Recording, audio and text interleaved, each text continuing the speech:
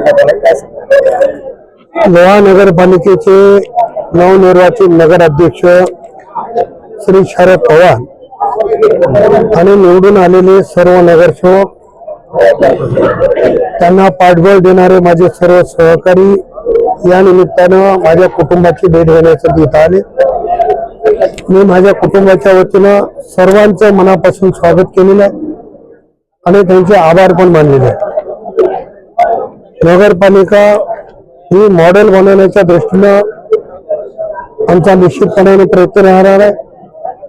राज्याचे उपमुख्यमंत्री आदरणीय अजितदादा पवार साहेबांच्या नेतृत्वात लोहा शहराची विकासाची कामं कशी मार्गाला लावता येईल, मागच्या काळात जी झाली नाही, कदाचित माझा काळ असेल त्या काळात झाली नसतील कामं, ती पण कामं करून स्वच्छ आणि सुंदर लोहा करण्याचा आमचा मनोदय आहे. साहेब, येत्या 2 ते 3 दिवसांमध्ये महानगरपालिकेच्या अनुषंगाने फॉर्म भरण्याला सुरुवात होणार आहे. महायुतीचा अद्याप फॉर्म्युला ठरला नाही. असं आहे की महायुतीच्या संदर्भात राष्ट्रवादी काँग्रेसने भारतीय जनता पक्षाने शिवसेनेकडे प्रस्ताव दिलेला होता. शिवसेनेने सकारात्मकता दाखवली.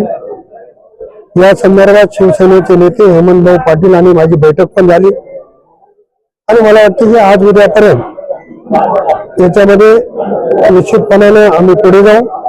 जे सोबत आले त्यांचं स्वागत आहे, सोबत नाही आले तर स्वतंत्रपणाने राष्ट्रवादी काँग्रेसला नाही. भारतीय जनता पक्षाने प्रस्ताव दिलेला नाही, त्याच्यामुळे त्यांचा विषय मला वाटतं संपलाच जमा आहे. काँग्रेसचे नगरसेवक एमआयएम मध्ये दाखल झाले ते अशोक चव्हाणांची खेळी मानल्या जाते. आपली याकडे कसं? अशोक चव्हाणांना हिरवा भाजप करायचा आहे आणि जनता देखील ओळखून आहे की एमआयएम कोणाच्या इशाऱ्यावर चालली आहे, कोण त्यांच्या पाठीमागे पाठबळ देते ते मी सांगण्याची गरज नाही.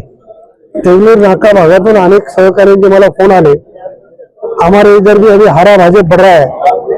ही जी भूमिका आहे ते खरं तर ज्यांनी हे करायला लागले त्यांच्या नेतृत्वाचं अपयश आहे की एवढे वर्ष राज्य करून त्यांना त्या भागात उमेदवार मिळत नाही, ती शोकांतिकाच आहे.